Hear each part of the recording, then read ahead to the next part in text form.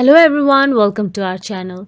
Today we will show you how to easily turn off notifications on Snapchat. Let's get started. First thing first, open the Snapchat app on your mobile device and make sure that you are logged into your Snapchat account. Then tap on your profile icon or Bitmoji located in the top left corner of the screen to access your profile. In your profile, locate the gear icon or settings option typically found in the top right corner of the screen. Tap on it to access the settings menu. Then scroll down the settings menu until you find the notification section. Tap on the notifications to open the notification settings.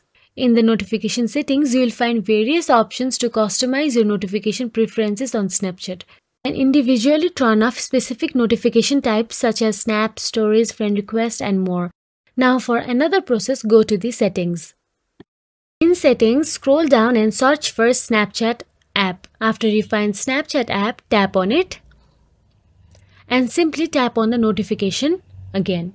There you will see allow notification option. Just turn it off. We hope this tutorial was helpful to you. If you found it useful, don't forget to like, share and subscribe to our channel for more helpful tips and tutorials. Thank you for watching.